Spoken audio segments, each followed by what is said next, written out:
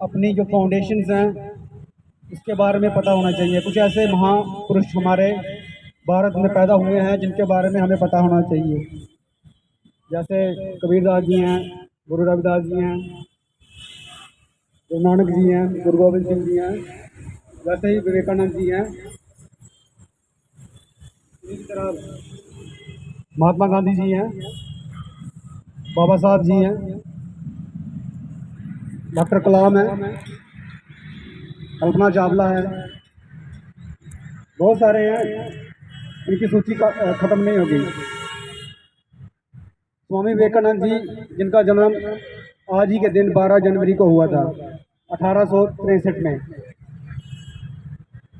इनका जो जन्मदिन है पूरे भारतवर्ष में नेशनल यूथ डे के नाम से मनाया जाता है। इन्होंने इतनी कम आयु में इतने बड़े बड़े सिद्धांत लिख दिए। इन्होंने जो भारत की सभ्यता है, जो संस्कृति है, इसका संदेश जो है पूरी दुनिया में फैलाया। एक बहुत ही मशहूर कॉन्फ्रेंस है जो शिकागो अमेरिका में हुई थी 1893 में 1893, जिनके कारण वो बहुत ही पूरे विश्व में माने जाते हैं। ये जो हम अक्सर बोलते हैं my dear brothers and sisters, ये जो हम आरंभ करते हैं अपनी स्पीचेस का, ये सबसे पहले विवेकानंद जी ने ही शुरू किया था।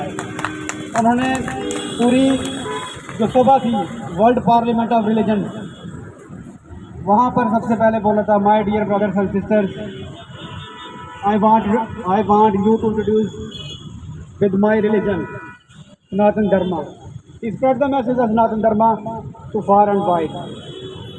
Later on और भी बहुत सारी कॉन्फ्रेंसेस हुई।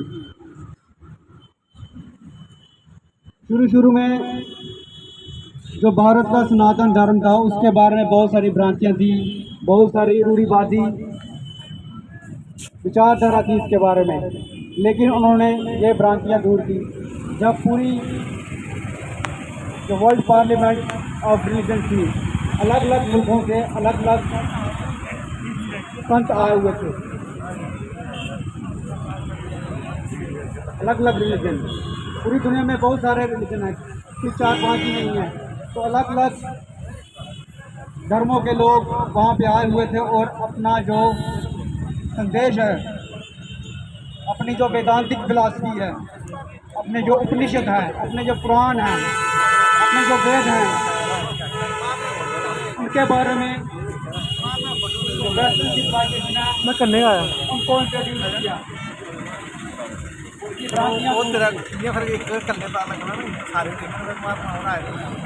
जब विवेकानंद जी छोटे थे तो शुरू में वो खुद भी नास्तिक थे। उनका जो शुरू में नाम था वो था नरेंद्र नाथ दत्ता। वो बहुत ही तर्कवादी थे, राष्ट्रीय थे। जब उनकी भेंट पहली बार रामा कृष्ण परमहंस से हुई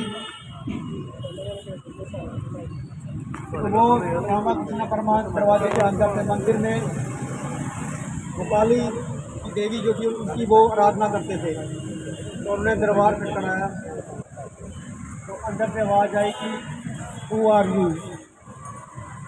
तो विवेकानंद जी ने रिप्लाई किया that's what I want to know, who am I, कि मैं कौन हूँ।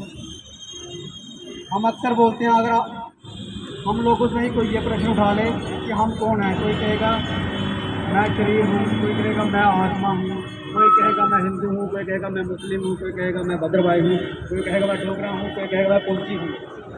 अपने अपनी आइडेंटिटीज हैं। लेकिन तो विवेकानंद थे, उनको हर चीज़ का प्रमाण चाहिए था, हर चीज़ का सबूत चाहिए था। कि अगर मैं कहता हूँ कि मैं शरीर हूँ, उनके पास सबूत है। शरीर जो है वो खाता है, पीता है, सांस लेता है ना, तो गर्मी लगती है, सर्दी लगती है। लेकिन जब रामाकृष्ण परमहंस के सामने जाते थे, वो पूछते हैं कि वेदों में लिखा हुआ है कि मैं आत्मा हूँ, अगर वाकई मैं आत्मा हूँ तो मुझे इसका प्रमाण चाहिए। अगर मैं बोलता हूँ कि मैं आत्मा हूँ तो इसका मतलब यह है कि मुझे इसका अनुभव भी है कि मैं परमात्मा वाकई में हूँ। उस आदमी को बोलने का बिल्कुल भी अधिकार नहीं है कि मैं आत्मा हूँ, जब तक उसने खुद भी इसका अनुभव नहीं किया है। उस आदमी को बोलने का बिल्कुल भी हक नहीं है जो कहता है कि मैं परमात्मा में विश्वास करता हूँ, जब तक कि उसने ये खुद अनुभव नहीं किया है कि मैं वाकई ही परमात्मा को जानता हूँ। एक बात